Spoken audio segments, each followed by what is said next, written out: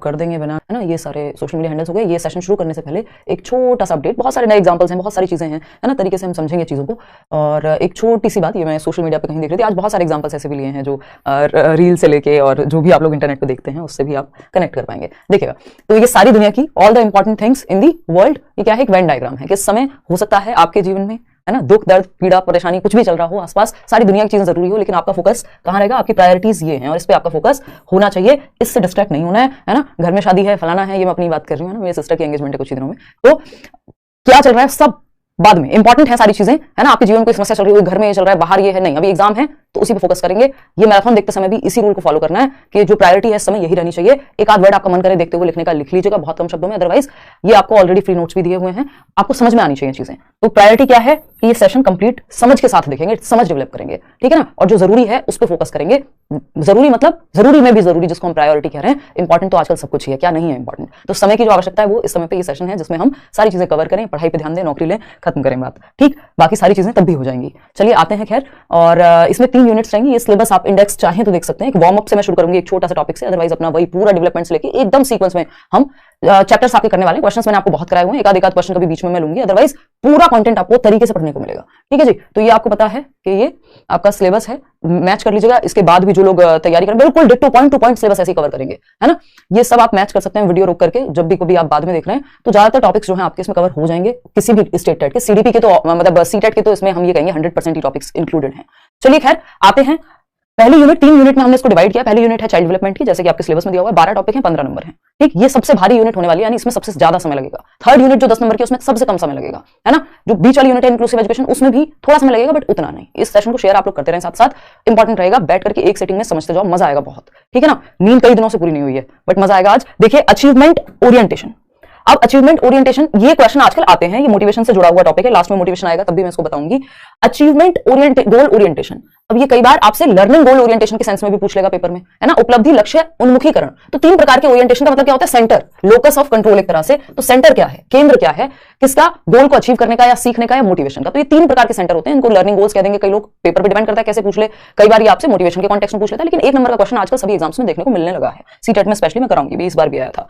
Simple 3 idiots का example लेंगे हम। 3 इडियट्स से बहुत सारी, इवन जब ये सिलेबस में पढ़ रही थी तो लास्ट टाइम मैंने एक मूवी देखी थी जिसका नाम है रॉकी और रानी की प्रेम कहानी, है ना। आप लोगों ने देखी होगी शायद, रणवीर सिंह, आलिया भट्ट, ठीक।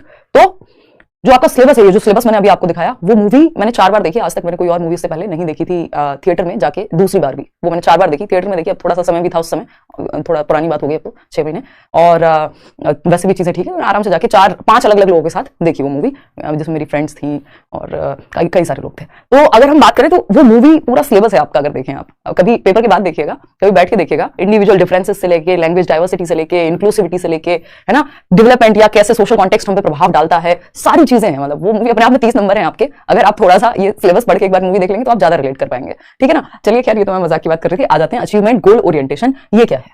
3 इडियट्स मूवी हम सबने देखी है, अपने आप में एक आइकॉनिक, एक बड़ी अच्छी मूवी है ना। छोटे थे हम लोग तब आई थी। तो मास्टरी ओरिएंटेशन, इसमें ये तीनों प्रकार को बांट सकते हैं। ये रेंचो है ना, सोनम वांगचुक आई थिंक इनका नाम है। तो मास्टरी ओरिएंटेशन, इनका ध्यान किस पे था, एक्सेलेंस के पीछे भागो, क्या होगा, सक्सेस अपने आप पीछे आएगी। मतलब मास्टरी ओरिएंटेशन में जो लर्निंग का गोल है, मास्टरी ओरिएंटेशन, जिसको हम क्या कहते हैं, महारत या निपुणता उन्मुखीकरण। बाइलिंगुअल भी रहेगा आज सेशन, लैंग्वेज की वजह से प्रॉब्लम आपको नहीं होगी। तो मास्टरी ओरिएंटेशन की अगर हम बात कर रहे हैं तो इसमें मास्टर बनने पे फोकस होता है कि मेरे को कोई चीज बहुत अच्छे से आती हो, मैं उसमें महारत हासिल कर लूं, है ना। तो एक्सेलेंस के पीछे भागो, सक्सेस झक मार के पीछे आएगी। तो ये किस पे फोकस्ड है, ये है आपका मास्टरी ओरिएंटेशन पे फोकस्ड, यानी सीखने पे ध्यान है आपका, जॉय ऑफ लर्निंग पे ध्यान है, ना कि उसके रिवॉर्ड्स पे, कि लाइव कितने लोग आएंगे, इस बात पे ध्यान नहीं है आज इस सेशन में। ध्यान इस बात पे है, जो मुख्य लक्ष्य है वो ये है कि हम बहुत अच्छे से सीख पाएं, जितने लोग देखें इस सेशन को, दिमाग में चीजें फिट हो जाएं, सिलेबस पूरा कवर हो जाए, 30 में से 30 आप लेकर के आ जाएं, है ना। वो बाद की बात होगी। जब मैं 30 में से 30 कह रही हूँ क्योंकि मास्टरी ओरिएंटेशन है तो वो परफॉर्मेंस अप्रोच हो जाएगा। जब मैं कह रही हूँ 30 में से 30 अपने आप आ जाएंगे, लेकिन फोकस किस पे, सीखने पे। तो यहाँ लर्निंग पे या महारत हासिल करने पे फोकस होता है, Joy of learning, for the sake of learning, learning for the sake of learning. सीख इसलिए रहे हैं क्योंकि सीखने में इंटरेस्ट है। तो निपुणता उन्मुखीकरण वार्म अप के लिए है, अदरवाइज अपना डेवलपमेंट से शुरू करेंगे, बहुत सारी चीजें डेवलपमेंट में जानने को, ठीक है ना। तो ये एक बेसिक सी बात हो गई, मास्टरी ओरिएंटेशन, यानी यहाँ पे आपका नंबर पे फोकस नहीं रहता, फेलियर और पास होने पे फोकस नहीं रहता, आपका फोकस रहता है सीखने पे। दूसरा है, इनका दोस्त था राजू रस्तोगी, बहती हवा सा था वो, नहीं, कौन सा गाना है वो, जाने नहीं देंगे तुझे, है ना, याद है ना, राजू रस्तोगी, जिसको ये लोग बांध के ले जा रहे होते हैं स्कूटी पे, मतलब बीच में रख करके। तो राजू रस्तोगी क्या है यहाँ पे, फेलियर अवॉइडेंस की कैटेगरी में आएगा, विफलता परिहार उन्मुखीकरण, कि इसको बस पास होना है किसी तरह से, फेल ना हो जाऊं, वो वाली स्थिति है उसकी, है ना। तो फेलियर अवॉइडेंस वाले कौन से लोग हैं, क्या 90 नंबर आ जाए सीटेट में किसी तरह से, पास हो जाऊं बस कुछ भी करके, ये है फेलियर अवॉइडेंस, कि आपको फेलियर से बचना है। परफॉर्मेंस अप्रोच क्या है, ये चतुर याद होगा आपको, जो चमत्कार को पता नहीं क्या कह रहे थे स्पीच में, तो ये रटन विद्या पूरी, मतलब परफॉर्मेंस अप्रोच में रट के समझ के जैसे भी हो बस नंबर आने चाहिए, फर्स्ट आना है मुझको, है ना। प्रदर्शन, दृष्टिकोण, अभिविन्यास।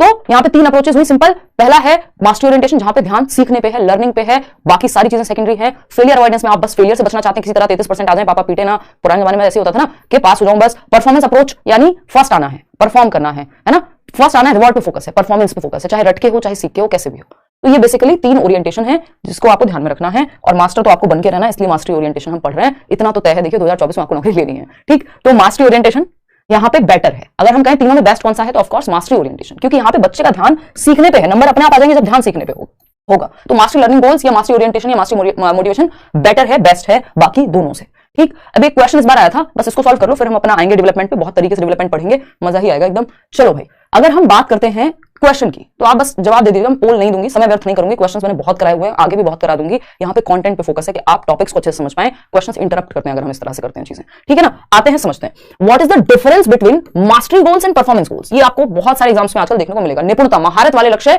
और प्रदर्शन। प्रदर्शन में तो फर्स्ट आना है ना, प्रदर्शन में क्या आना है, फर्स्ट, और मास्टरी में लर्निंग पे फोकस है। तो mastery goals focused on avoiding failure. Avoiding failure तो फेलियर अवॉइडेंस है, जो सेकंड वाला था, राजू रस्तोगी वाला था। वाइल परफॉर्मेंस गोल्स है वो चतुर, जिसका फोकस किस पे, approval and recognition from others, कह सकते हो कुछ हद तक कि मेरे को तो फर्स्ट आना दिखना है। फिर आता है mastery goals are focused on improving one's own skills and understanding of a task, while performance goals are focused on achieving a high grade और रिसीविंग एक्सटर्नल रिवॉर्ड्स। रिवॉर्ड्स पे, फर्स्ट आने पे सारा ध्यान परफॉर्मेंस में बाहर है, जबकि मास्टरी में जो है आपकी स्किल, आपको कितना बेहतर समझ सकते हैं, आपको कितना अच्छे से आता है, इस पे होता है, ठीक है ना। Mastery goals approval from others नहीं, मास्टरी में आपको किसी से कुछ फर्क नहीं पड़ता, आपको पैसे मिल रहे हैं, आपको रिवॉर्ड मिल रहा है, आपको नंबर मिल रहे हैं, सब सेकेंडरी है। आपका ध्यान है सीखने पे, आपको सीखने में मजा आता है, वो काम करने में, गिटार बजाने में मजा आ रहा है, इसलिए आपको काम कर रहे हैं। इंटरनल मोटिवेशन से चलता है मास्टरी ओरिएंटेशन, ठीक है ना। सर्टेन लेवल ऑफ परफॉर्मेंस नहीं, वो परफॉर्मेंस ओरिएंटेशन हो गया। तो सिंपल बात है, अब आते हैं फटाफट से समझते हैं, अपना पहला चैप्टर शुरू करते हैं। स्पीड बढ़ा करके रखेंगे क्योंकि समय कम, काम ज्यादा, ठीक है। और जहां आपको 60 घंटे का सिलेबस, 40 घंटे का सिलेबस कम से कम में भी कराएं, अगर वो चीज अगर आपको 4-5 घंटे में मुझे करानी है तो स्पीड में चलना पड़ेगा, लेकिन समझ में पक्का आएंगी चीजें, इतनी बात पक्की है, इतना तो तय है, ठीक है ना। चलिए आते हैं डेवलपमेंट पे। क्या है ये development, concept of development and its relationship with learning. To the point चलेंगे फटाफट। अगर हम बात करें यहाँ पे, तो कॉन्सेप्ट ऑफ डेवलपमेंट क्या है, विकास की अवधारणा एवं अधिगम के साथ संबंध, ये पहला टॉपिक है।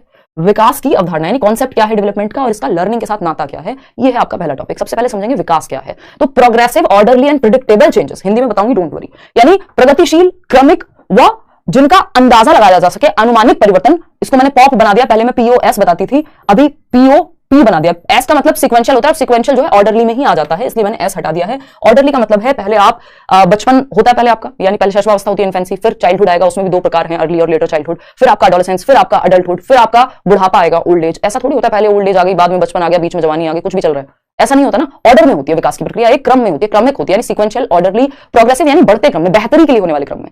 हालांकि इसमें क्षयन भी शामिल है, यानी इसमें ह्रास भी शामिल है, यानी कम भी होता है। जैसे आपकी बहुत बार क्या होता है, दूध के दांत भी जाते हैं, वो सारी चीजें होती हैं। बुढ़ापे में आपकी जो मेमोरी है, आपकी भागने दौड़ने की क्षमता है, वो कम हो जाती है, तो गिरावट भी इसमें शामिल होती है, लेकिन वो बाद की स्टेजेस में जाकर। तो प्रोग्रेसिव यानी बढ़ते हुए, रिवर्सिबल नहीं है। इन चेंजेस को हम वापस, ऐसा नहीं हो सकता आज आप जवान हैं कल आप बच्चे बन जाएंगे, हरकतों से बन सकते हैं, एज में वापस नहीं जाएंगे, तो रिवर्सिबल नहीं होती। अनुमान लगाया जा सकता है ना, अनुमान लगाया जा सकता है बच्चे की एक्टिविटीज को देखते हुए कि वो किस दिशा में उसका इंटरेस्ट है, किस तरफ वो बेहतर कर सकता है, यदि हम उसको अच्छा एनवायरमेंट दें। तो ये पीओएस इंपॉर्टेंट है, progressive, orderly and sequential changes, या पीओएस को हमने क्या बना दिया, पॉप बना दिया, प्रेडिक्टेबल चेंजेस, यानी विकास की जो प्रक्रिया है इसमें अनुमान लगाना संभव है कि कौन बच्चा किस दिशा में कब बेहतर करेगा, या किस उम्र में बच्चे के दांत निकलेंगे, ये सब अनुमान हम लगा पाते हैं, ठीक। अब आते हैं, ये लाइफ स्पैन थियरी है एक, जो कहती है वूम्ब टू टूम्ब जाता है, यानी गर्भ से कब्र तक चलने वाली प्रक्रिया है विकास। जब से आप मां के गर्भ में होते हैं, प्री नेटल स्टेज, प्रसव पूर्व अवस्था, तब से और जब तक आप कब्र, या फिर आप चिता कहेंगे कई लोग, धर्म की बात नहीं है यहाँ पे, सिंपल बात है, वूम्ब टू डेथ, यानी गर्भ से कब्र तक, यानी जब तक आप जीवित हैं विकास की प्रक्रिया आप में चलती रहेगी। इसको लाइफ स्पैन थियरी कहते हैं, ठीक है। अगर हम बात करें यहाँ पे, मल्टी डायरेक्शनल होता है विकास, क्या है, बहुआयामी है, मल्टीपल डायरेक्शंस में होगा, है ना। आपका शरीर में अनुपात भी बढ़ रहा है, आपकी बुद्धि भी बढ़ रही है, आपके सामाजिक जो लक्षण है वो भी बढ़ रहे हैं, उसमें भी कई सारे डायरेक्शन है, सर से पैर है, या सेंटर टू आउटवर्ड है। तो बहुदिशाई या मल्टी डायमेंशनल होता है, एक आयाम में नहीं, बहुआयामी है विकास, है ना। सभी प्रकार के परिवर्तन हमारे दिमाग में, शरीर में हो रहे होते हैं। हाईली प्लास्टिक, ये बहुत पूछा जाने लगा है, हाईली प्लास्टिक यानी नमनीयता बहुत होती है। नमनीयता मतलब इसमें चेंजेस होते रह सकते हैं जीवन पर्यंत, हमारे जो न्यूरॉन्स होते हैं ब्रेन में वो करते रहते हैं, क्या कहते हैं, फायरिंग, और ये क्या है, जीवन भर हमारे अंदर सीखने की क्षमता बनी रह सकती है, हम चेंजेस लाते रह सकते हैं। तो विकास की प्रक्रिया देखिए रिवर्सिबल नहीं होती, हमने अभी बात की थी, ऐसा नहीं हो सकता आप आज बूढ़े हैं कल बच्चे बन जाएंगे, रिवर्स में नहीं जा सकते, प्रतिवर्ती नहीं होती, लेकिन हाईली प्लास्टिक है, मॉडिफिएबल है, यानी चेंजेस तो संभव है। कल आपको कोई गलत आदत थी, आज आप ठीक कर लीजिए उसको, है ना। तो मॉडिफिएबिलिटी तो है, आदत तो जस्ट एक उदाहरण है। मॉडिफिएबिलिटी है, अमेंडेबिलिटी है, अगर मैं कहूं अमेंडेबल है, जैसे हमारे कॉन्स्टिट्यूशन में, जैसे हमारे संविधान में परिवर्तन जो है वो संभव है, हम अमेंडमेंट्स लाते हैं, संशोधन लाते हैं समय समय पे, तो विकास में भी संशोधन जो है वो संभव है। हाईली प्लास्टिक है, यानी एनवायरमेंट का इसमें रोल है कि जीवन पर्यंत जो है हम चीजें सीखते रह सकते हैं, किसी भी एज में कुछ भी हम सीख सकते हैं। प्लास्टिसिटी में होती है, मॉडिफिकेशन संभव है, अमेंडेबल होता है। 3 प्रकार हैं विकास के, biological, cognitive and socio emotional. इसीलिए बिल्कुल आज पिंक कलर का भरपूर इस्तेमाल किया है, जेंडर के समय बताएंगे क्यों। बायोलॉजिकल यानी फिजिकल डेवलपमेंट, है ना, आपकी एनसीईआरटी सिर्फ 3 में इनको विभाजित करती है। वैसे हम पीसीएसई, ये तो अब बहुत सारी किताबें भी पब्लिश करने लग गई हैं। अगर आप देखेंगे तो इससे पहले, अगर आप पुराने से पुराना वीडियो लेट्स लर्न पे देख लें और बुक की पब्लिशिंग की डेट भी ढूंढें तो आपको पता लगेगा लेट्स लर्न पे पहले बताया गया था ये पीसीएसई, है ना। तो पीसीएसई क्या है, फिजिकल, कॉग्निटिव, सोशल, इमोशनल। 4 प्रकार होते हैं विकास के, शारीरिक, संज्ञानात्मक, सामाजिक और सामवेगिक। ठीक, यानी हम इन चारों दिशाओं में बढ़ते हैं। अगर सिर्फ पूछ लिया जाए कितने प्रकार होते हैं तो आपको 3 जवाब देना है। क्यों? क्योंकि एनसीईआरटी को हम रेफर करेंगे हर बार, है ना। अगर हमें कल को चैलेंज करना पड़े तो हमें पता होना चाहिए कि हम क्या बोल रहे हैं। तो बायोलॉजिकल चेंजेस, जिसको हम शारीरिक परिवर्तन कहते हैं, जो हमारी बायोलॉजी से, हमारी हाइट बढ़ रही है ना, हमारे अंदर बहुत सारे शारीरिक परिवर्तन आ रहे हैं। कॉग्निटिव यानी दिमाग का विकास, और सोशियो इमोशनल यानी समाज में रहने का, इमोशंस पे कंट्रोल करने का, ये सारा प्रकार। तो ये 3 प्रकार में आपका डेवलपमेंट के टाइप खत्म हो जाते हैं। यानी विकास मल्टी डायमेंशनल क्यों है? क्योंकि ये कई आयाम में होता है, यानी शारीरिक पक्ष में भी हो रहा है ना, यानी हम शरीर से भी बढ़ रहे हैं, दांत निकल रहे हैं, ये हो रहा है, वो हो रहा है, दुनिया भर की क्षमताएं आ रही हैं, संज्ञान, हमारी बुद्धि भी समय के साथ विकसित होती है। सामाजिक रूप से आप कैसे समाज में रहना है, इमोशंस को कैसे कंट्रोल करना है। तो सोशियो इमोशनल, वैसे तो ये चारों ही इंटर रिलेटेड होते हैं, अंतः संबंधित होते हैं, बट सोशियो इमोशनल को हम एक ही में काउंट कर लेते हैं। तो अगर 4 ऑप्शन दिए हुए हैं अलग अलग नाम के तो आप चारों चूज कीजिए, अदरवाइज सिंपल अगर कभी पूछ ले कितने प्रकार तो 3 प्रकार। तो बायोलॉजिकल, कॉग्निटिव, सोशियो इमोशनल, पीसीएसई, इसी को हम कह देते थे। इन्फ्लुएंस्ड बाय हिस्टोरिकल कंडीशंस, यानी विकास पे हिस्ट्री और कल्चर दोनों का प्रभाव पड़ता है, ये बात हमें माननी पड़ेगी। यानी जो हमारी हिस्ट्री है, यानी इतिहास है भाई, अगर आप हिरोशिमा नागासाकी में रह रहे हैं तो वहां आप कहते हैं कि भाई सालों, मतलब कई जनरेशंस तक जो डैमेज हुआ वो परमाणु बम के कारण, या जो हिस्टोरिकल कंडीशंस हैं उनका प्रभाव आपके विकास पे पड़ता है। आपके कल्चर का, हमारे यहाँ कौन सी संस्कृति है, किस तरह के कपड़े पहन रहे हैं, खाना खा रहे हैं, क्या त्योहार मना रहे हैं, इन सबका प्रभाव पड़ता है। संस्कृति और ऐतिहासिक जो कंडीशंस हैं उनका प्रभाव विकास पे पड़ता है। हम कहते हैं आज के बच्चे बहुत ही ज्यादा जो है बेहतर हैं, जल्दी सीख जाते हैं, कंप्यूटर के जैसे हैं, ये है वो है। क्यों? क्योंकि समय बदल चुका है, तो हिस्टोरिकल कंडीशंस का भी प्रभाव हमारे ऊपर पड़ता है। चलिए खैर, तो ये विकास के कुछ लक्षण हुए, कुछ इंपॉर्टेंट बातें हुई जो डेवलपमेंट के बारे में है। ये वूम टू टूम, गर्भ से कब्र तक चलेगा। कुछ लोग कहते हैं कि ये वूम टू टूम यानी लाइफ स्पैन पर्सपेक्टिव, ये कहता है वूम टू टूम यानी कॉन्टिन्यूअस है, सतत है। कुछ लोग ये भी मानते हैं कि ये डिसकॉन्टिन्यूअस है, जैसे कि प्याजे असतत है, वो ये मानते हैं। कॉन्टिन्यूअस कौन मानेगा? वाइगोत्स्की, और ज्यादातर लोग कॉन्टिन्यूअस मानते हैं। ये अपने आप में एक बहस है कॉन्टिन्यूटी और डिसकॉन्टिन्यूटी की, यानी निरंतरता और अनिरंतरता की। इस पे बाद में वापस आएंगे अभी, ठीक है ना। ग्रोथ एंड डेवलपमेंट, प्याजे, वाइगोत्स्की, पता नहीं क्या क्या, तो आज नहीं कराना है मुझे आपको स्पीड के साथ। लेकिन अब हम देखें ग्रोथ। ग्रोथ क्या है? हिस्सा है। ग्रोथ से डेवलपमेंट होता है, लेकिन ग्रोथ कंडीशन नहीं है डेवलपमेंट की। मतलब क्या हुआ? यानी वृद्धि। वृद्धि क्या है? आपके आकार का बढ़ना, जो भी चीजें मेजर की जा सकती हैं, जिनका मापन संभव है, जैसे आपका वजन, जैसे आपकी हाइट, जैसे आपका कितने आप मोटे पतले हो गए, वो सब मेजर किया जा सकता है। तो जिन भी चीजों का मापन संभव है वो सब वृद्धि का हिस्सा है। जो भी चीजें मेजरेबल हैं वो ग्रोथ है, या क्वांटिटेटिव भी कह देते हैं इनको। मात्रात्मक जो पहलू हैं हमारे विकास के वो वृद्धि कहलाते हैं, क्वांटिटेटिव। यानी वृद्धि से विकास होता है। हम ये कहते हैं कैसे? हमारी हाइट बढ़ी तो हम कह रहे हैं कि हमारी हाइट बढ़ी, ब्रेन डेवलप हुआ, हमारी समझ बढ़ेगी, ठीक। लेकिन अगर हमारी हाइट नहीं बढ़ी, क्या हमारा विकास नहीं होगा किसी भी एस्पेक्ट में? बिल्कुल हो सकता है ना। अगर हम देखें स्टीफन हॉकिंग का अगर हम एग्जांपल लें तो वो चल फिर नहीं सकते थे, तो क्या विकास के सारे पहलू रुक गए थे? नहीं रुके थे ना। अगर किसी को मान लीजिए फिजिकली उसको हाथ में कोई दिक्कत हो गई है ना, डैमेज है, कुछ भी है, तो अगर वृद्धि नहीं हुई उस एरिया में तो क्या विकास नहीं होगा? बिल्कुल होगा। तो वृद्धि के ना होने पर भी विकास हो सकता है, प्री कंडीशन नहीं है वृद्धि, है ना। ऐसा नहीं है कि ये वृद्धि के बिना विकास नहीं होगा, लेकिन वृद्धि विकास लेकर के आती है। यानी पहले ग्रोथ होती है, आपकी हाइट बढ़ रही है, आपके शरीर की सारी जो भी मेजरिंग एस्पेक्ट्स हैं वो बढ़ रहे हैं, और फिर उससे डेवलपमेंट भी होता है। तो ग्रोथ से डेवलपमेंट होता है, ग्रोथ पहले होती है अगर देखा जाए, लेकिन अगर ग्रोथ नहीं भी है तब भी डेवलपमेंट होगा, ये एक प्री कंडीशन नहीं है, ठीक। तो डेवलपमेंट क्या है? विकास जिसमें मापने योग्य तो चेंजेस हैं ही, ये जो मेजरेबल, जो भी कुछ ग्रोथ में है, आपकी हाइट का बढ़ना, आपकी वेट का बढ़ना, आपकी शेप और साइज का बढ़ना, है ना। कि आपका जैसे अभी आजकल मेरा वेट थोड़ा सा बढ़ा हुआ है ना, आप में से कई लोग हैं, सर्दियों में हो जाता है कई बार, ठीक। तो अगर हम देखें यहां पे तो वृद्धि क्या है? जिसका मापन संभव है, जिसका मापन संभव है, जिसको मेजरिंग यूनिट में, सेंटीमीटर में, इंचेस में, किलोग्राम में, जिसको भी आप माप सकते हैं, वो वृद्धि है, ठीक है। डेवलपमेंट का सही मापन संभव नहीं है, सारे पहलू नहीं मापेंगे। मेरी समझ कितनी बढ़ गई कल से आज तक, है ना, मैं कितने अच्छे जोक्स क्रैक करने लग गई, ये आप माप नहीं पाएंगे कि 250 ग्राम समझ हिमांशी की कल से आज तक बढ़ गई है या बच्चे की बढ़ गई है, ऐसे नहीं हो सकता। तो आप इसको ऑब्जर्व करते हैं, आप इसका आकलन करते हैं, असेस करते हैं।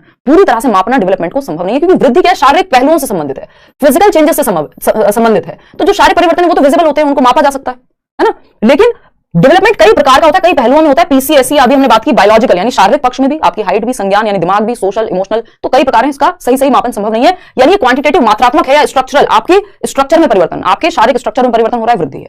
लेकिन स्ट्रक्चर प्लस फंक्शनल, फंक्शनल क्या है? आप किसी काम को पहले से बेहतर करने लग गए, है ना, आप जल्दी चीजें समझ जाते हैं, ये फंक्शनल चेंजेस है, प्रकार्यात्मक परिवर्तन है। तो डेवलपमेंट स्ट्रक्चरल और फंक्शनल। अगर आपसे पेपर में पूछ ले कि क्वांटिटेटिव और क्वालिटेटिव, देखिए मैं क्वेश्चन डायरेक्टली इंक्लूड नहीं किए, बहुत कम लिए, 2-3 क्वेश्चन है बीच में, लेकिन मैं आपको हर एक टॉपिक पे बता पाऊंगी कि क्वेश्चन कैसे पूछा जा रहा है, पहले कैसे पूछा जाता था, तो जरूरी है चीजें समझना। देखिए डेवलपमेंट की अगर हम बात करें, क्वांटिटेटिव, क्योंकि फ्लो खराब होता है बार बार बीच में क्वेश्चन लेने से, क्वांटिटेटिव और क्वालिटेटिव। तो क्वांटिटेटिव क्या है? मात्रात्मक, जिनका मापन संभव है, वो वृद्धि का पार्ट है। तो वृद्धि में क्वांटिटेटिव आते हैं, सिर्फ क्वालिटेटिव यानी गुणात्मक परिवर्तन नहीं आते। कि मेरी समझ कितनी अच्छी हो गई, ये वृद्धि में नहीं आएगा, विकास में आएगा। लेकिन जो भी वृद्धि में आता है वो विकास में अपने आप आ जाएगा। इसीलिए वेन डायग्राम है कि वृद्धि क्या है? जस्ट पार्ट है एक डेवलपमेंट का। तो जो भी ग्रोथ के अंदर है वो डेवलपमेंट में तो आ ही जाएगा, डेवलपमेंट में तो आएगा ही। तो डेवलपमेंट में शारीरिक पक्ष तो है ही, क्वांटिटेटिव प्लस क्वालिटेटिव दोनों हैं, गुणात्मक और मात्रात्मक दोनों हैं। अगर पेपर में सिर्फ एक ऑप्शन हो तो डेवलपमेंट को क्वालिटेटिव लगाइए, अगर क्वांटिटेटिव और क्वालिटेटिव दोनों का ऑप्शन है तो दोनों लगाइए। सिंपल बात, कोई दिक्कत वाली बात नहीं है। क्लियर है? सिंपल सा एग्जांपल है भाई, ये जो छोटा सा मग है, इतना सा, हर बार मैं आपको दिखाती हूं, इसको इस बड़े मग के अंदर लेट्स लर्न वाले डाला जा सकता है, यानी ये वृद्धि है, ठीक। लेकिन क्या इस मग के अंदर ये पूरा समा जाएगा? इसका पानी भी इसमें से मुश्किल से 20 ml आ पाएगा अगर इससे डालूंगी तो ये डेवलपमेंट है जो बड़ी प्रक्रिया है। तो जो कुछ भी इस छोटे मग में वो सब तो इसमें आ ही जाएगा, सिंपल बात। चलिए खैर आगे बढ़ते हैं। तो वृद्धि क्या है? एक हिस्सा हुआ किसका? डेवलपमेंट का, विकास का।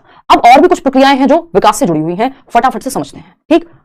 शांति से बैठिए, अपना समझते जाइए चीजें। अगर हम देखें ग्रोथ, वृद्धि, चाय पानी बिस्किट जो लेके बैठना बैठिए, ग्रोथ हमने समझ लिया शारीरिक परिवर्तनों से या फिजिकल चेंजेस से संबंधित है, जिनका मापन संभव है। स्ट्रक्चरल यानी संरचनात्मक, हमारी संरचना, हमारी बनावट से संबंधित परिवर्तन वृद्धि में आते हैं। मैचुरेशन की अगर हम बात करें, ये सारी क्या डेवलपमेंटल प्रोसेसेस हैं, विकासात्मक प्रक्रियाएं हैं, चाहे वो वृद्धि हो, परिपक्वता हो, अधिगम हो, यानी growth, maturation, learning, all are developmental processes, विकासात्मक प्रक्रियाएं हैं, विकास से जुड़ी हुई, विकास का हिस्सा है अगर मैं कहूं तो, ठीक। तो मैचुरेशन यानी परिपक्वता, हाईली रिलेटेड टू हेरिडिटी, आपके जेनेटिक कोडिंग से समय के साथ अनफोल्ड होने वाले कैरेक्टरिस्टिक्स को, वो क्षमताएं जो समय के साथ प्रकट हो रही हैं। समय के साथ कैसे? बच्चा हुआ 15 साल का, मान लीजिए मेरा भाई है, आजकल उसको दाढ़ी मूंछ आ रही है, तो हम कहेंगे भाई मेच्योरिटी के कारण, यानी जो अनफोल्डिंग ऑफ हेरिडेटरी कैरेक्टरिस्टिक्स हैं, यानी जो हमारी आनुवांशिक क्षमताएं हैं, आनुवांशिक यानी हमारे जेनेटिक्स में तो कोडेड था ना, जैसे इस फोन में कुछ कोडेड होगा तभी हम फोन मिला पाते हैं, ठीक। तो हमारे अंदर वो क्षमता तो थी जब हमने जन्म लिया था, हमारे डीएनए में थी चीजें, ठीक है ना, या हमारे जेनेटिक मेकअप में है कि अनफोल्ड होगी समय के साथ, लेकिन वो समय के साथ होगी। ऐसा नहीं कर सकते आप किसी बच्चे को कहें कि उसकी दाढ़ी मूंछ आ जाए 3 साल की उम्र में, क्योंकि आपने उसको अच्छा खाना खिलाया है। इसका मतलब क्या हुआ? मैचुरेशन पे, परिपक्वता पे, ट्रेनिंग का कोई खास प्रभाव नहीं पड़ता। आप किसी बच्चे 6 महीने के बच्चे को साइकिल चलाना नहीं सिखा सकते क्योंकि आपने उसको बहुत अच्छा खाना खिला दिया है ना, उस टाइम तो खैर खाना भी क्या ही खिला पाएंगे। तो हेरिडिटी से जो क्षमताएं, जो एबिलिटीज हमें मिली हैं, जब वो समय के साथ अनफोल्ड होती हैं, जब वो बाहर निकल करके आती हैं, तो उसको मैच्योरिटी कहते हैं। तो मैच्योरिटी किससे संबंधित हो गया? हेरिडिटी से, आपकी आनुवंशिकता से। आनुवंशिकता क्या है अभी समझेंगे, जेनेटिक्स आपके बेसिकली। तो मैचुरेशन, समय के साथ जो कैरेक्टरिस्टिक्स निकल के आ रहे हैं, आपकी जो अक्ल डार्ट जिसको हम बोलते हैं, यानी जो विजडम टूथ है, जो हमारे अगर हम फीमेल्स की बात करें तो मैचुरेशन या प्यूबर्टी हिट होने पे जो परिवर्तन आते हैं कि आवाज में चेंजेस हैं लड़कों के, लड़कियों के, है ना, या बाकी जो प्राइमरी और सेकेंडरी सेक्सुअल कैरेक्टरिस्टिक्स हैं वो निकल करके आते हैं, है ना, जैसे लड़कों में दाढ़ी मूंछ, लड़कियों में मेंस्ट्रुएशन, और भी 17 तरह की चीजें इस तरह की हैं जो मैचुरेशन से आती हैं। यानी हम 3 साल के बच्चे को 10 साल के बच्चे का सिलेबस नहीं पढ़ाते स्कूल में, हम 10th क्लास का सिलेबस एक 6 साल के बच्चे, फर्स्ट क्लास के बच्चे को नहीं पढ़ाते। क्यों? क्योंकि अभी वो उसके लिए मैच्योर नहीं है। तो मैच्योरिटी में आप जबरदस्ती ट्रेनिंग से मैच्योर नहीं कर सकते किसी को, ये समय के साथ अनफोल्ड होती है, ये बात ध्यान रखनी है। लर्निंग क्या है? लर्निंग है जब हम एफर्ट और प्रैक्टिस से कोई चीज सीखते हैं, जब हमने प्रयास किया लिखने का, सीख गए, है ना, एफर्ट की, प्रैक्टिस की। तो हम कहते हैं कई बार, इसको एक बिहेवियरिस्टिक पॉइंट ऑफ व्यू की डेफिनेशन है कि relatively permanent change in behaviour, यानी लगभग अस्थायी परिवर्तन है व्यवहार में। अधिगम, वो स्थायी परिवर्तन, साइकिल चलाना सीख लिया, स्थायी परिवर्तन है, थोड़ा बहुत भूलोगे फिर से प्रैक्टिस करोगे आ जाएगा, ठीक। लेकिन लर्निंग भी हो नहीं सकती यदि मैच्योर नहीं है बच्चा। आप कहां से लिखना सिखा दोगे बच्चे को यदि वो उसके हाथ उतने, अभी उसकी टांगों में उतनी जान ही नहीं आई, उसके हाथों में उतनी जान ही नहीं आई कि वो पेन पकड़ पाए। तो मैच्योरिटी जरूरी होती है हेरिडिटरी एस्पेक्ट में। डेवलपमेंट क्या है?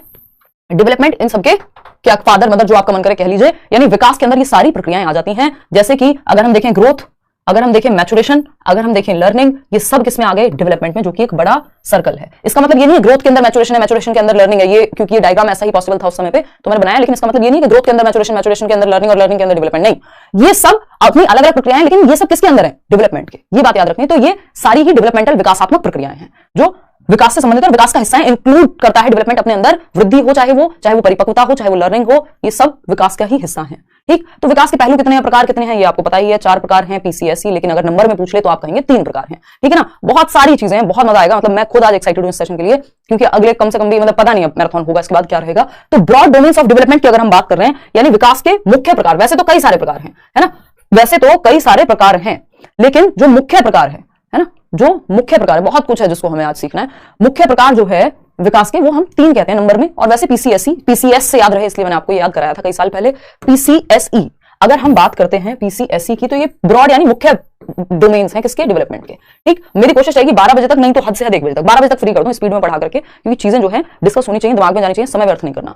पीसीएसई हालांकि 150 पेज की जो है ये पीपीटी है आज, ठीक है ना। तो पीसीएसई यानी फिजिकल, कॉग्निटिव, सोशल, इमोशनल, ये चारों लिखे हुए हैं। इसको फिजिकल को हम बायोलॉजिकल भी कह सकते हैं, है ना, क्योंकि बायोलॉजी से हो रहे होते हैं चेंजेस, जैविक परिवर्तन है, तो इसको बायोलॉजिकल भी कह सकते हैं, जिसमें हमारा शरीर, हमारी हाइट, वेट, ये सारी चीजें बढ़ रही हैं, हमारे शरीर में परिवर्तन आ रहे हैं, बच्चा चलना सीख जाएगा, ये सब। तो फिजिकल डेवलपमेंट यानी शारीरिक विकास, ये है पहला प्रकार। इससे ही जुड़ा हुआ है मोटर डेवलपमेंट, जिसको अभी हम समझेंगे। ठीक, तो पहले शारीरिक विकास है यानी शरीर का विकास बच्चे के। आप देख रहे होते हैं वो छोटा सा होता है जब उसका जन्म होता है, या गर्भ में भी वो इतना सा होगा, वो एक जाइगोट से, जो कि एक सिंगल सेल क्या है, जीव है, एक तरह से सिंगल सेल ऑर्गेनिज्म है जाइगोट, जिसको हम कहते हैं युग्मनज, फर्टिलाइज्ड एग। इन सब में नहीं पढ़ेंगे, मैं काम की चीजें पढ़ाऊंगी, अपनी ईगो सेटिस्फाई नहीं करूंगी, जो जरूरी है पेपर के लिए वो पढ़ेंगे, है ना। तो अगर हम देखें, नहीं तो प्रॉपर पढ़ने में तो 150 घंटे की क्लासेस होती हैं, फिर DT+ वगैरह की। तो बायोलॉजिकल की अगर हम बात करें, तो यानी जो शारीरिक परिवर्तन है, जो शरीर में आने वाले परिवर्तन है, आपकी हाइट का, वेट का, शेप का, साइज का, दौड़ना भागना, ये सब आ जाएगा। तो शारीरिक डेवलपमेंट से एक चीज जुड़ी हुई है मोटर डेवलपमेंट, यानी गत्यात्मक विकास, यानी गति करने की जो क्षमता है बच्चे में, वो डेवलप होती है। दौड़ना, भागना, उछलना, कूदना। मोटर डेवलपमेंट में भी 2 चीजें जो उन पे हमेशा क्वेश्चन आता है, GF, गर्लफ्रेंड नहीं है ये, ग्रॉस और फाइन मोटर स्किल्स हैं। ठीक है, गत्यात्मक विकास किससे जुड़ा हुआ है, फिजिकल डेवलपमेंट का पार्ट है। और इसमें भी मोटर डेवलपमेंट में कौन से प्रकार हैं, GF, गर्लफ्रेंड नहीं, gross motor to fine motor, यही इसकी सीक्वेंस में यही रहता है, पेपर में क्वेश्चन आता है। बाकी के तीनों को भी पढ़ेंगे, पहले ग्रॉस मोटर और फाइन मोटर को जान लेते हैं कि आप चलना, बैठना, ये सारी सीक्वेंस में चीजें शुरू करते हैं, है ना। दौड़ना, पहले आप क्रॉल करके चलते हैं, तो ये शारीरिक विकास है। दिमाग आपका कॉग्निटिव में आएगा, ये शरीर का विकास हो रहा है, आपका चलना फिरना, दौड़ना भागना आप सीख रहे हैं। ठीक, अब इस शारीरिक विकास में भी जो गति वाले कौशल हैं वो आते हैं मोटर डेवलपमेंट में। आप सबसे एक छोटा सा क्वेश्चन है, फटाफट से बताएंगे कि ये जो पिक्चर 1 है, ये ग्रॉस मोटर का उदाहरण है या फाइन मोटर का? फटाफट से लिखो, GF, ग्रॉस मोटर या फाइन मोटर, बताइए। गर्लफ्रेंड नहीं है भाई, फटाफट से बताओ। ये जो पिक्चर 1 है, पिक्चर 2 है, अपने मन में सोच लो, लेकिन आंसर आपको सिर्फ पिक्चर 1 का देना है। कि जब नीरज चोपड़ा जी, जिन्होंने देश को बहुत गौरवान्वित महसूस कराया है ना, तो वो गोल्ड लेके आने से पहले जब जैवलिन थ्रो कर रहे हैं अपना, तो वो ग्रॉस मोटर स्किल का इस्तेमाल कर रहे हैं, शरीर का तो इस्तेमाल कर रहे हैं, फिजिकल डेवलपमेंट का पार्ट हो गया, लेकिन मोटर डेवलपमेंट है फिजिकल डेवलपमेंट के अंदर भी। तो वो जो गत्यात्मक विकास है, वो कौन सा प्रकार है गत्यात्मक का, ग्रॉस मोटर स्किल्स है या फाइन मोटर स्किल्स है, यानी स्थूल गतिक कौशल है या सूक्ष्म गतिक कौशल है। GM, ग्रॉस मोटर, सभी लिख रहे हैं, कोई फाइन भी लिख रहा है, आपको दंडवत प्रणाम है कि आप कैसे लिख पा रहे हैं फाइन मोटर है। ऐसे काम नहीं करने हैं कि मेरे आंसू आ जाएं। पिक्चर 1 है gross motor, picture 2 gross motor नहीं है, ये फाइन मोटर है ना। इसमें भी गड़बड़ कर रहे हैं कई लोग। ये क्या है, फाइन मोटर है, फाइन मोटर स्किल्स है। चलिए फटाफट से देख लेते हैं। अगर इन्हीं की अगर हम बात करें यहाँ पे, जब नीरज चोपड़ा जी की कोई ड्राइंग या स्केच बनाता है, जो कि नेक्स्ट स्लाइड में मैं आपको दिखाऊंगी, वो फाइन मोटर हो जाएगा, लेकिन ये ग्रॉस मोटर है। ठीक है ना। तो अगर हम देखें यहाँ पे एक फादर है, ये भी कोई सोशल मीडिया से मैंने कोई रील देखते हुए निकाली थी इमेज, मैं रियल लाइफ एग्जांपल्स बहुत यूज करती हूँ, है ना, और आपको आज मिलेंगे भी। आज सुबह भी मैं ऐसे ब्रेकफास्ट करने गई हुई थी, क्योंकि रात भर से जग के भूख लग जाती है सुबह तक आते आते, और आज घर वालों की भी छुट्टी थी। तो ये क्या होता है कि यहाँ पे अगर हम बात करें, तो मैंने सोचा क्या आज मतलब, तो मैं सुबह सुबह ब्रेकफास्ट करने गई थी, वहां से भी मुझे एक गाड़ी पे कुछ लिखा हुआ था, वो एग्जांपल मैं आपके लिए लेके आई हूँ, अभी हम डिस्कस करेंगे। तो क्योंकि रियल लाइफ एग्जांपल्स जो हमारे आसपास मौजूद है, उनको हम भूलते नहीं है। ये NCF भी कहता है, ये NEP भी कहती है, ये चाइल्ड सेंटर्ड एजुकेशन भी कहती है ना। तो ये फादर है या जो भी अडल्ट है इसके साथ, और एक बच्चा है या बच्ची है बेसिकली, और ये कुछ खेल रहे हैं। ये यहाँ पे होल्स हैं, इन बॉल्स को इस होल से पास कराना है एक स्टिक लेकर के, ठीक है ना। अब इसमें सबसे ज्यादा प्रयोग कौन सी मसल्स का है? सबसे ज्यादा प्रयोग जो है वो है किस मसल का? फाइन मोटर स्किल्स का। मतलब फाइन मोटर स्किल्स में कौन सी मसल्स आती हैं? और आंखों का और हाथ के मसल्स का, आपकी उंगलियों के मसल्स का, आपके हैंड और आई का कोऑर्डिनेशन चाहिए, है ना। सबसे ज्यादा जो यहाँ पे इस्तेमाल में आ रही है वो बच्चे की आंखें और उसका हैंड आई कोऑर्डिनेशन। ये हम बच्चे को क्ले मिट्टी का इस्तेमाल करने को कहते हैं, कि क्ले से वो छोटे छोटे बर्तन बनाते थे पहले बचपन में, हम चिकनी मिट्टी का यूज करते थे, है ना। तो ये क्या है, क्ले का यूज करने के लिए करने से, या इस तरह के गेम्स अगर हम खिला रहे हैं बच्चे को, या हम थोड़ी ड्राइंग वगैरह की प्रैक्टिस करा रहे हैं, तो वो क्या फाइन मोटर स्किल्स बच्चे की अच्छी हो रही है, क्योंकि लिखना पढ़ना ये सब जो है फाइन मोटर का ही उदाहरण है, कि आपकी आंख और आपके हाथ का जो कोऑर्डिनेशन है वो बेहतर हो। तो इसमें फाइन मोटर स्किल्स का उदाहरण है जब आप आंख में काजल लगाते हैं, आईलाइनर लगाते हैं, है ना। जब आपको अगर हम बात करें किस चीज की, सुई में धागा पिरो रहे हैं, कढ़ाई बुनाई सिलाई, ये सब में फाइन मोटर स्किल्स, सूक्ष्म गतिक कौशल, यानी सूक्ष्म मतलब जो फाइन मोटर स्किल्स हैं, छोटी मसल्स यानी आपकी आंखें और आपके हैंड्स या फिंगर्स की जो मसल्स हैं उनका कोऑर्डिनेशन, लिखने में, ड्राइंग में, पेंटिंग में, ये जरूर आता है एक नंबर में क्वेश्चन। अगर हम बात करें नीरज चोपड़ा जी के भाला फेंकने की या जैवलिन थ्रो की, तो हम ये कह सकते हैं कि यहाँ पे बड़ी मसल्स का प्रयोग ज्यादा है ना। वो कौन सा है? जो आर्म्स की मसल्स हैं आपकी, या दौड़ के आ रहे हैं तो लेग्स की मसल्स हैं। तो ये क्या है? क्रॉस मोटर, स्थूल गतिक कौशल का उदाहरण है। तो पहले हमारे अंदर gross motor skills, simple to complex जाता है ना, विकास सामान्य से विशिष्ट जाता है ना, या मैं कहूं सरल से जटिल जाता है। तो पहले बच्चा चलना फिरना सीखता है, बाद में जाकर के वो पेन पकड़ के ड्राइंग करना सीखता है कहीं, ठीक है ना। तो पहले ग्रॉस मोटर स्किल्स, बाद में फाइन, ये सिंपल सी बात है, ठीक। तो हम ये कहेंगे दौड़ना भागना, स्विमिंग में भी क्या है हमारी? Gross motor skills. आप ये देख लीजिए कि ड्राइविंग की अगर हम बात करें तो ड्राइविंग देखने में लगेगा यार ध्यान भी लग रहा है आपका, आपकी हाथों की मसल्स भी यूज हो रही हैं, लेकिन कौन सी चीजें ज्यादा जरूरी है उसमें, ज्यादा मसल्स का इस्तेमाल, यानी आर्म्स की, लेग्स की मसल्स, क्योंकि फाइन मोटर स्किल्स में मुख्य रूप से आपकी आंखों की मसल और आपकी हाथ की मसल, यही दो का कोऑर्डिनेशन बनता है। लेकिन जब हम बॉडी का, पूरी बॉडी का ज्यादातर इस्तेमाल कर रहे हैं जिसमें आर्म्स और लेग्स की मसल्स हैं, तो हम कहेंगे वो ग्रॉस मोटर स्किल्स है। जैसे ड्राइविंग हुआ, भाई बिना पैरों के कैसे चलेगा, है ना, और आर्म्स का भी तो यूज है, सिर्फ ये उंगलियों का और आंखों का थोड़ी है, ठीक है ना। तो स्विमिंग हुआ, उछलना कूदना, दौड़ना भागना, रनिंग वॉकिंग जंपिंग, ये सब में ग्रॉस मोटर स्किल्स। तो अगर हम देखें यहाँ पे तो एक तरफ है जब नीरज चोपड़ा जी क्या कर रहे हैं, भाला फेंक रहे हैं, ठीक, तो ये भाला फेंक रहे हैं, आपने वीडियो देखा, आपने लाइव देखा, जैसे भी देखा, और क्या किया आपको पता लग गया, ग्रॉस मोटर स्किल का उदाहरण है, स्थूल गतिक कौशल है।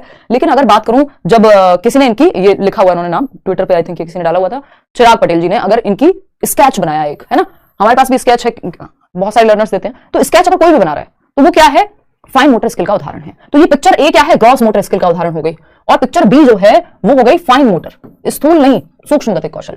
जब इन्होंने, चिराग जी ने अगर वो बनाई होगी स्केच, तो चिराग ने स्केच बनाई अगर, तो वो स्केच कैसे बनती है, आंखों के और हाथों के कोऑर्डिनेशन से। तो स्केच बनाना किसमें चला गया, फाइन मोटर में, लेकिन जब ये एक्टिविटी हुई थी तो वो ग्रॉस मोटर में हो गई। सिंपल बात है। आगे बढ़ते हैं फटाफट से, दूसरा प्रकार है विकास का। तो ऐसे बहुत सारे एग्जांपल्स ग्रॉस और फाइन में आप यूज कर सकते हैं। आते हैं वापस से अपने फिजिकल डेवलपमेंट की बात कर ली, जिससे जुड़ा हुआ है कौन सा, मोटर डेवलपमेंट। मोटर में क्या है, फाइन और ग्रॉस मोटर स्किल्स, गर्लफ्रेंड से याद रखेंगे, जी से एफ जाते हैं, यहाँ पे एफ से जी नहीं जाएंगे, पहले ग्रॉस मोटर बाद में फाइन। आते हैं फटाफट से, स्पीड पकड़ते हैं अपनी। कॉग्निटिव डेवलपमेंट यानी संज्ञानात्मक विकास, हमारे दिमाग का विकास, है ना, सोचना समझना तर्क करना, जो भी काम दिमाग से होते हैं वो संज्ञानात्मक विकास में आते हैं, जो दूसरा प्रकार है विकास का। तो इंटेलेक्चुअल डेवलपमेंट यानी जो बौद्धिक विकास है, हमारा बुद्धि का विकास, मेंटल डेवलपमेंट, ये सब इसी में आ जाएगा, ठीक। तो मानसिक विकास, बौद्धिक विकास, संज्ञानात्मक विकास, इसका कोई भी नाम आप दे सकते हो, जितने भी काम दिमाग से होते हैं वो इसी के अंदर आएंगे। इतनी बात क्लियर है, बहुत बढ़िया, आप लोग जुड़े हुए हैं अभी तो सही समय पे। हम थोड़ा सा 15-20 मिनट शुरू किया था लेट। सोशल कॉग्निटिव की अगर, सोशल डेवलपमेंट की अगर हम बात करें, सामाजिक विकास, समाज में कैसे रहते हैं। अच्छा, कॉग्निटिव डेवलपमेंट से भी तो एक विकास का प्रकार जुड़ा हुआ है, जैसे फिजिकल से मोटर जुड़ा हुआ था, यानी गत्यात्मक विकास इसी के अंदर आएगा, शारीरिक के। कॉग्निटिव से कौन जुड़ा हुआ है, लैंग्वेज का डेवलपमेंट, भाषा का विकास जो है वो संज्ञान से ही जुड़ा हुआ है अगर हम देखें तो, क्योंकि दिमाग का प्रयोग करके हम लैंग्वेज का यूज कर पा रहे हैं ना, थिंकिंग कर रहे होते हैं, बहुत सारी प्रक्रियाएं हैं, जो थिंकिंग है, रीजनिंग है, प्रॉब्लम सॉल्विंग है, समस्या समाधान, तर्क, इमेजिनेशन, मेमोरी, परसेप्शन, ये सारे काम दिमाग के हैं। तो कॉग्निटिव डेवलपमेंट में चला जाएगा। लैंग्वेज किस हिस्से में होगी ब्रेन के, लेफ्ट ब्रेन में होगी, क्योंकि लॉजिक कहां है, लेफ्ट ब्रेन में होता है, राइट हेमिस्फीयर में क्रिएटिविटी होती है। खैर आएंगे।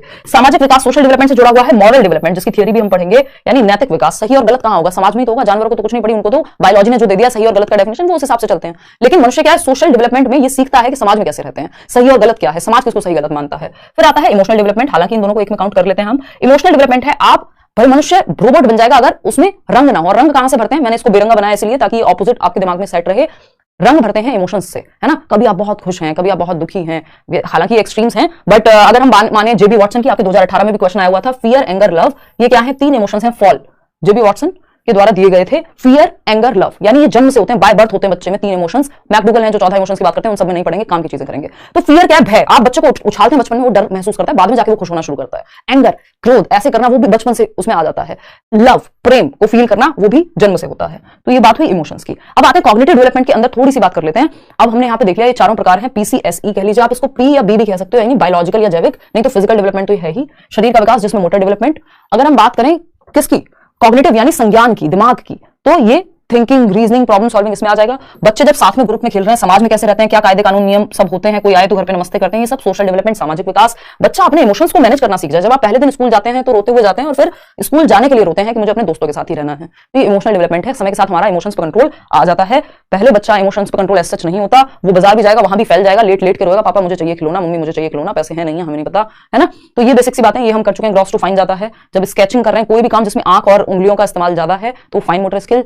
जो काम दौड़ने भागने जिसमें आपकी लेग्स और आर्म्स की मसल्स का इस्तेमाल ज्यादा है, वो fine motor, gross motor skills. अब आते हैं कॉग्निशन में। संज्ञान की जब हम बात करें तो बेसिक सी कई सारी चीजें हैं, ये अलग से भी टॉपिक है जो लास्ट में आएगा बिल्कुल, कि कॉग्निशन और इमोशन क्या होते हैं, इंटर रिलेटेड होते हैं, यानी दिल और दिमाग जुड़े हुए हैं। थिंकिंग, रीजनिंग यानी तर्क करना, ये सब दिमाग से। अच्छा, एक क्वेश्चन आता है कॉन्सेप्चुअल डेवलपमेंट किससे संबंधित है, यानी संप्रत्यों का निर्माण कहां होता है। ये जो प्याजे का कॉन्सेप्ट है, ये कहां है, आपके हाथों में लेके घूमते हैं, नहीं, दिमाग में है। तो कॉन्सेप्चुअल डेवलपमेंट किससे जुड़ा हुआ है, दिमाग से, ठीक। कॉन्सेप्चुअल डेवलपमेंट बोले तो कॉन्सेप्ट का बनना, संप्रत्यों का निर्माण, संप्रत्यात्मक विकास कॉग्निशन का हिस्सा है, कॉग्निटिव डेवलपमेंट का। रीजनिंग यानी तर्क करना, इमेजिनेशन जब आप कल्पना कर रहे हैं, मुंगेरी लाल के हसीन सपने, है ना, कि नौकरी लगेगी, मैं 8 घंटे पढ़ूंगा, लाइब्रेरी जाऊंगा, बहुत मेहनत करूंगा, इस साल नौकरी ले लूंगा, तो ये इमेजिनेशन है। हसीन सपने ये नहीं रहेंगे, वो डे ड्रीमिंग हो जाएगी अगर आप उस पर काम ना करें, सिर्फ इमेजिन करते रहें तो, ठीक है ना। थिंकिंग, रीजनिंग, प्रॉब्लम सॉल्विंग दिमाग से होती है, प्रॉब्लम सॉल्विंग भी लास्ट में आपका आएगा, इसके स्टेप्स वगैरह समझेंगे। समस्या समाधान, है ना, समस्या समाधान, थिंकिंग जिसमें आपकी critical thinking, reflective thinking, creative thinking, ये सब हम पढ़ेंगे लास्ट में जाकर के। तो ये सारे जो भी काम दिमाग से होता हो, वो सब कॉग्निटिव यानी संज्ञान का, हम नॉलेज को कैसे एक्वायर कर रहे हैं, ये सारी बातें संज्ञान से संबंधित हैं। मेमोरी, आपकी जो स्मृति है, नॉट ईरानी, स्मृति यानी याद रखने वाली क्षमता।